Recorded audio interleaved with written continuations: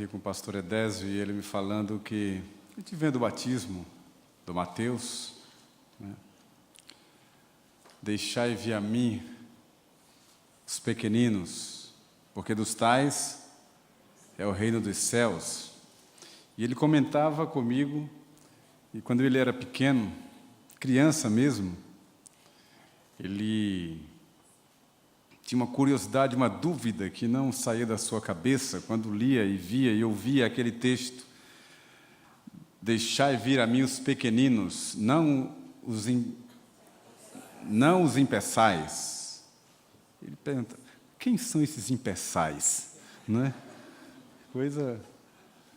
Quem são esses impeçais? Igual Paulo em Atenas, quando pregava Jesus e a ressurreição, os atenienses perguntavam quem era essa ressurreição, achavam que era uma deusa, Jesus e a ressurreição.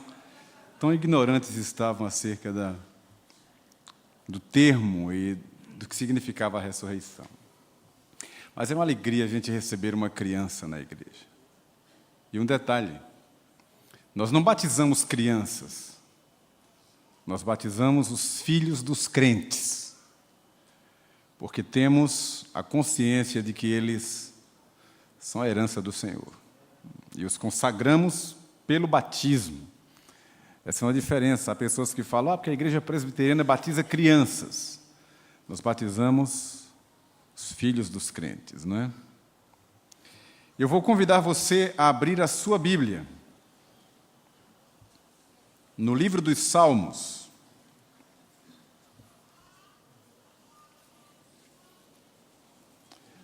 Salmo de número 63.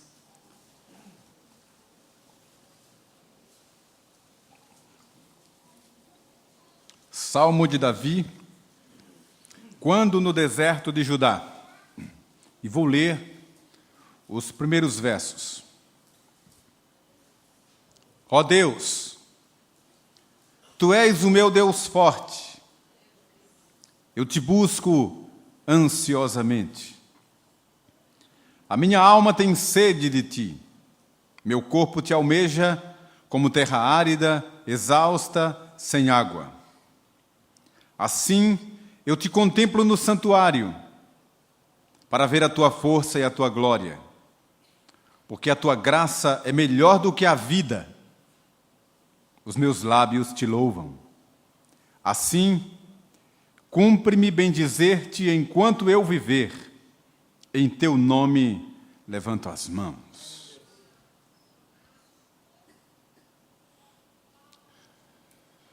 Recentemente eu reli um texto escrito por um dos meus escritores prediletos, Hayden Wilson Tozer, ou A.W. Tozer, como ele preferia assinar os textos que escrevia. Ele morreu em 1963 e deixou uma vasta literatura de textos escritos para a sua igreja, textos publicados em um jornal na cidade de Toronto, no Canadá. E é curioso, esse ano, no primeiro semestre, eu estive em Toronto, conheci, fotografei a igreja em que Tozer era pastor. Uma habilidade em formular frases, definir conceitos, construir orações. É um dos teólogos que eu mais aprecio ler. Tenho muita coisa dele em livro e em material avulso. A.W. Tozer. E esse texto que eu reli recentemente fala sobre encantamento ou reencantamento da nossa alma para com as coisas de Deus. E este salmo que li e quero partilhar com você inicia com a expressão que Tozer destaca e comenta em um dos seus textos. Começa dizendo, ó Deus, tu és o meu Deus forte. Essa exclamação inicial, ó, revela a surpresa da alma. Um impacto de alguém perante algo grandioso e majestoso. E o Tozer foi na mosca. No texto que ele escreve, ele dá vários exemplos de muitas passagens bíblicas em que sacerdotes, profetas, santos de Deus que pisaram nessa terra, que ficaram impactados diante de alguma manifestação divina. Aí você vai encontrar muitos os, muitos as, muitas exclamações. Aí ele cita vários, tipo, ó profundidade da riqueza, tanto do conhecimento, da sabedoria, do poder de Deus. Aquele ó que inicia toda aquele trecho, aquela porção, indica um impacto, um encantamento, uma surpresa muito grande diante da grandeza de Deus e das maravilhas que Ele criou. E pelo menos é a essência do texto que ele escreveu. Ele diz que nos falta muitas vezes, e em nossa geração, esse encantamento. Esse ó diante das coisas de Deus. E precisamos e precisaríamos sempre ressignificar, buscar um reencantamento das coisas sagradas. Ele não citou, mas eu vou citar agora dentro do contexto do que ele falou. Eu fico imaginando os israelitas voltando do cativeiro de Babilônia e chegando em Jerusalém, de volta do cativeiro, e encontrando a cidade ainda com parte da muralha derribada e queimada, o templo ainda destruído, não havia sinais de recuperação de nada, mas o texto sagrado do livro de Esdras diz que Deus havia restaurado a sorte dos seus filhos, e que por causa disso eles estavam como quem sonha. A boca se encheu de riso, a língua de júbilo, e os que estavam fora só comentavam isso, aquele povo está abençoado demais. Mas vejam, eles estavam diante do sacerdote, construiu um púlpito de madeira, que era um símbolo da presença de Deus, ou da ministração dos oráculos de Deus. E ele apenas lia o rolo sagrado, o velho e conhecido rolo da lei. Não tinha fundo musical, não tinha coral cantando, não tinha bancada confortável para eles se assentarem. Ele apenas lia o rolo da lei. E de tão felizes que eles estavam com a audição da leitura da palavra de Deus, eles choravam de alegria com a leitura da palavra apenas. E de romper da manhã até o meio-dia, em pé, eles choravam e celebravam o Senhor, que de longe dava para se ouvir os gritos da celebração, somente por ouvir de novo a palavra de Deus.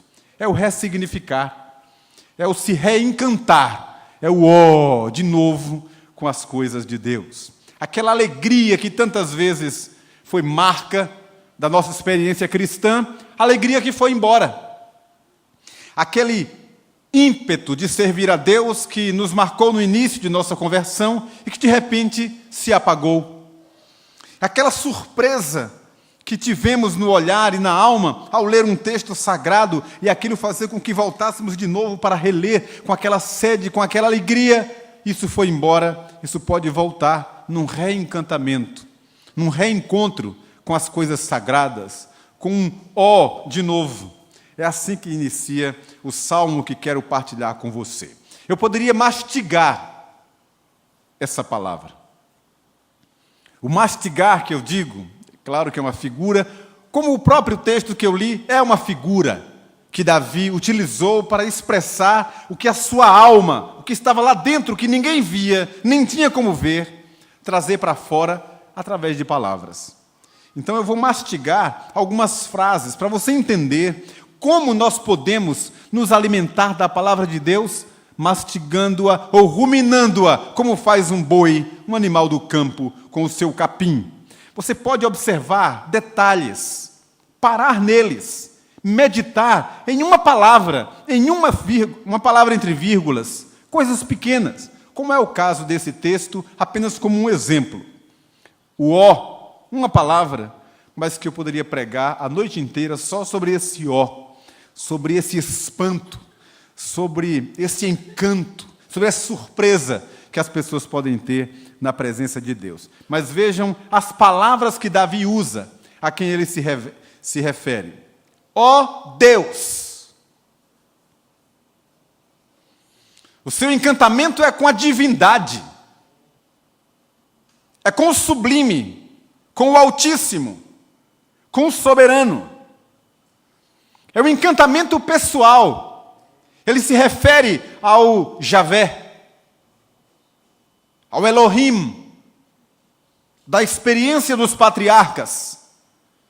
A mesma palavra que ele usa nesse Salmo 63 é a palavra que descreve o Deus que apareceu na sarça ardente a Moisés. É o Eu Sou. É o Deus transcendente, glorioso, magnífico, sobre todos os deuses da terra. Esse ó que o salmista expressa é diante desse Deus maravilhoso, não é diante de qualquer um, qualquer outra ou qualquer outra coisa, mas é um encantamento diante da divindade suprema. Depois ele usa a expressão, ó Deus, tu. Usa a segunda pessoa no singular.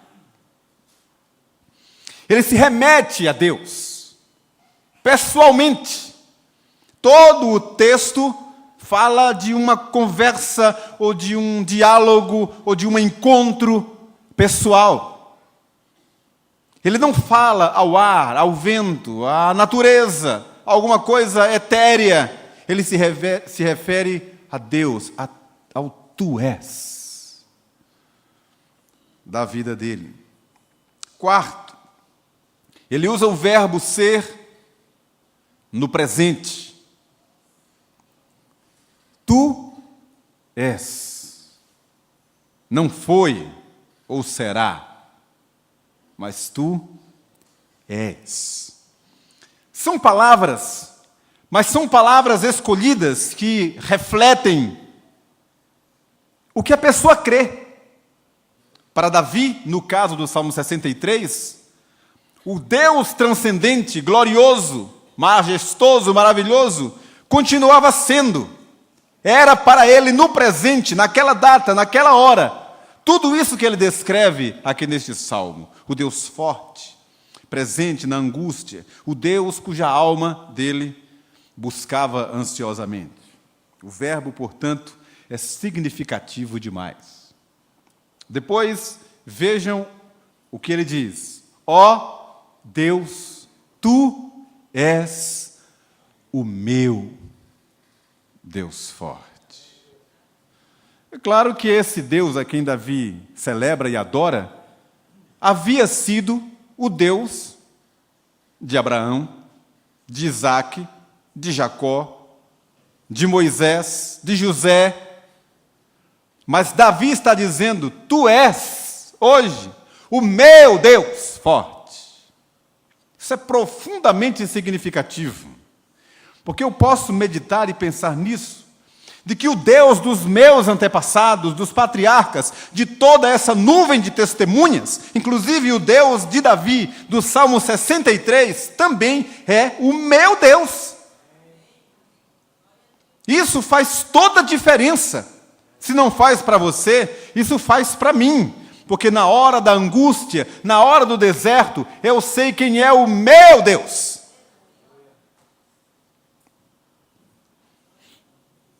Quinto lugar, não é um Deus soberano, uma divindade, como havia muitas divindades, como há tantas divindades, mas o Deus que está nesta noite, assentado no trono, recebendo a nossa adoração, é descrito como o meu Deus forte. Louvado seja o seu nome. Aí vejam a seguir o que Davi afirma. Eu te busco ansiosamente. A palavra buscar foi uma palavra utilizada no texto hebraico e traduzida para o português. Indica que foi uma palavra escolhida para ser bem precisa, bem específica para implicar no que ele quis de fato dizer. Talvez colocando uma palavra paralela, um sinônimo, nós pudéssemos dizer, como ele quis dizer, tu és meu Deus forte, eu te procuro. Que dá no mesmo, mas a ideia é de alguém que está procurando, que está em busca de algo e que é precioso. É aquela ideia do garimpo. É aquela ideia de algo que está não escondido, mas que é difícil de encontrar e que alguém está sistematicamente procurando. A ideia é essa. Não é apenas de ir ao encontro de. Não é apenas a ideia de tomar consciência de algo que existe, que está ali, disponível, e conquanto Deus esteja disponível, a ideia do Salmo não é essa. A ideia do Salmo é de alguém que está procurando, está buscando, correndo atrás de algo de fato precioso para si. Essa busca incessante e ansiosa. E notem que ele usa a palavra ansiosa para expressar um desejo. É um desejo ardente de querer algo para si tão precioso, e aí ele cria então a figura da terra exausta, árida, sem água e que quer matar a sua sede.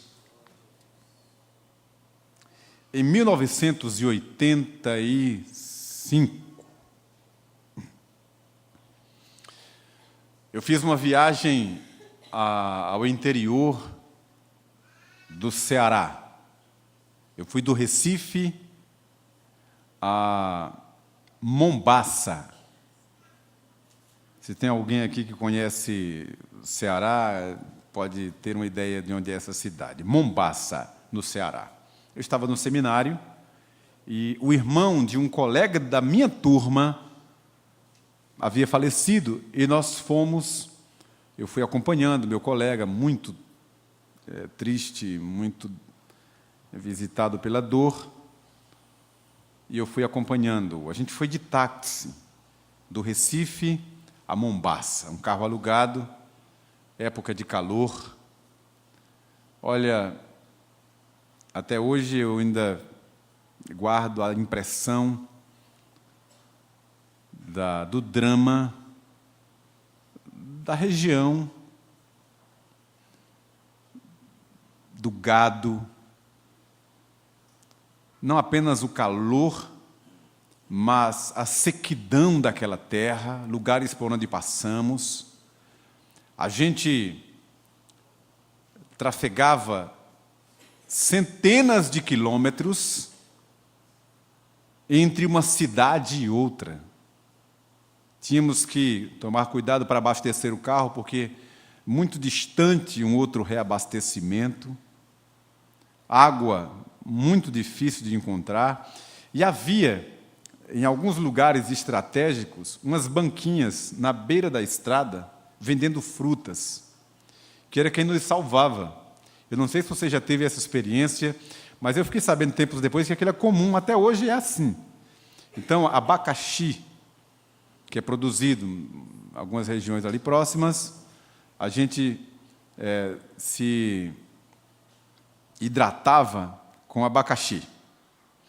Então, eu lembro como é que eles faziam. Eles tomavam aquela parte espinhosa, espinhenta tem um nome, mas eu não sei, mas é aquela coroa do abacaxi, descascava o abacaxi inteiro e cortava em 4, em cruz, e entregava para a gente.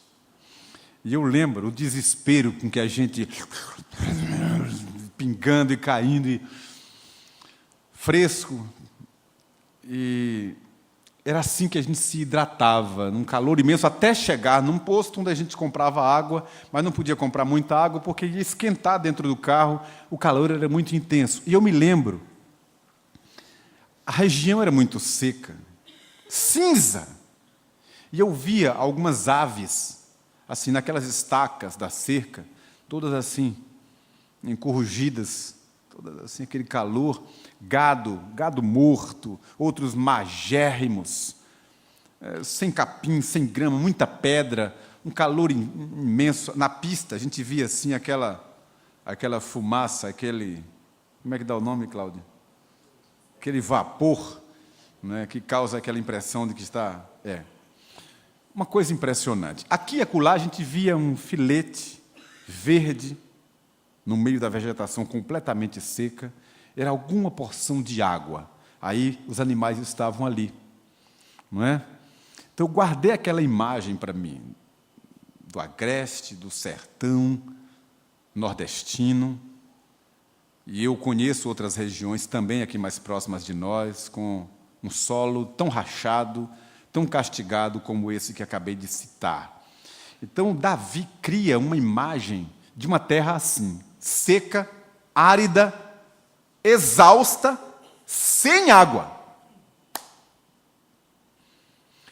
Para significar uma alma distante de Deus. E que quer muito Deus. E que, portanto, o busca ansiosamente.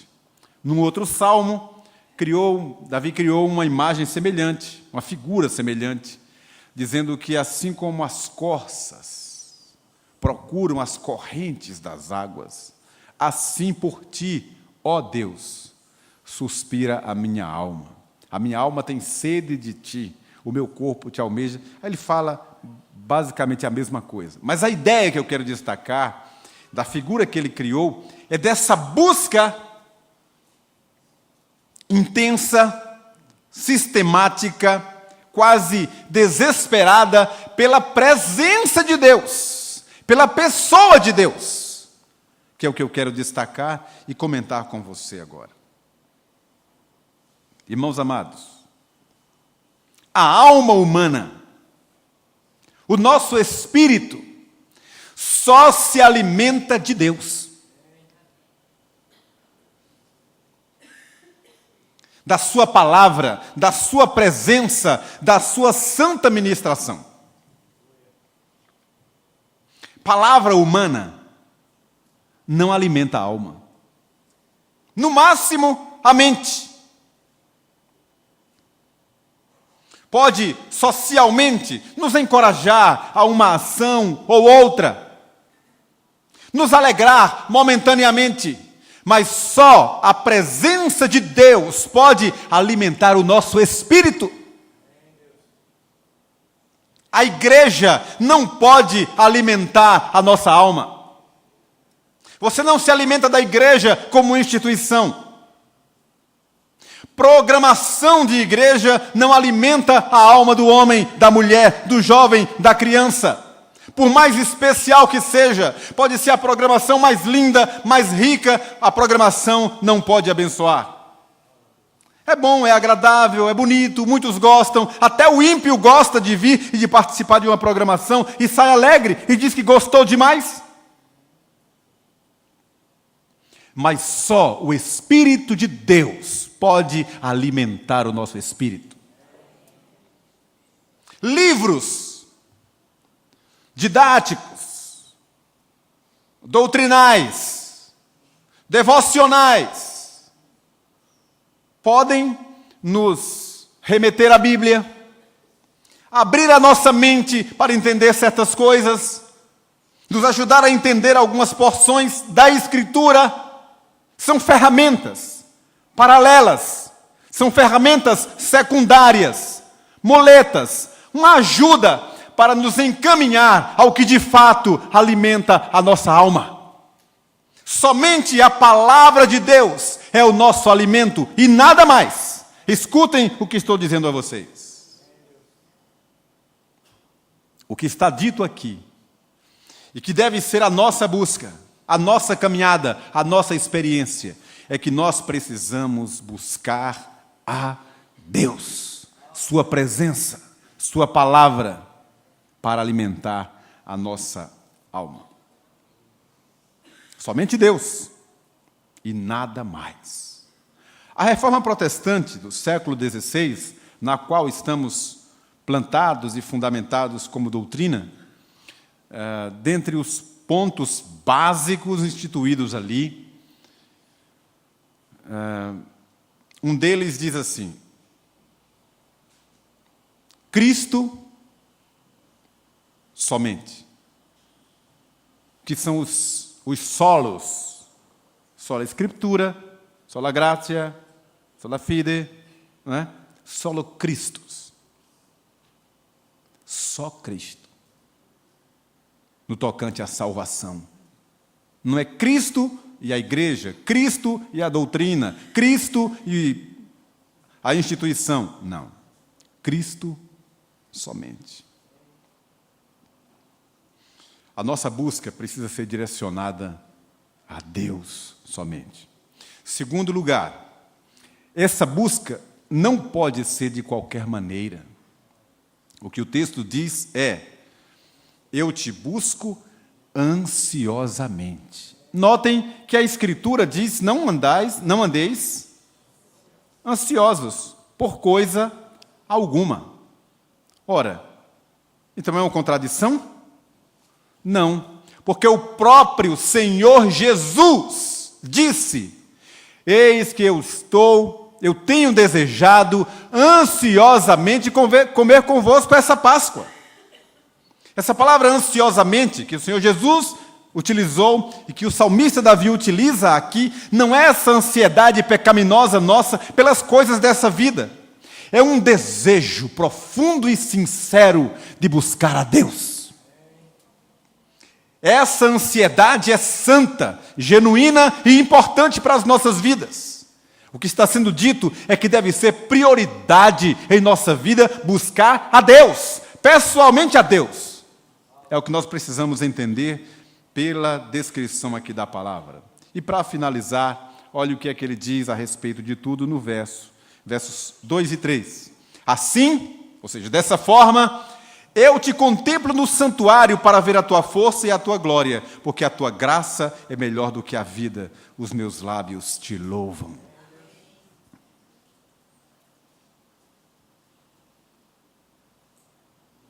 A graça é melhor do que viver.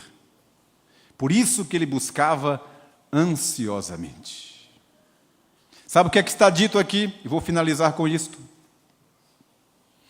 Se você e eu estivermos cheios da graça de Deus, ainda que no deserto, nós estaremos repletos de tudo o que nós precisamos.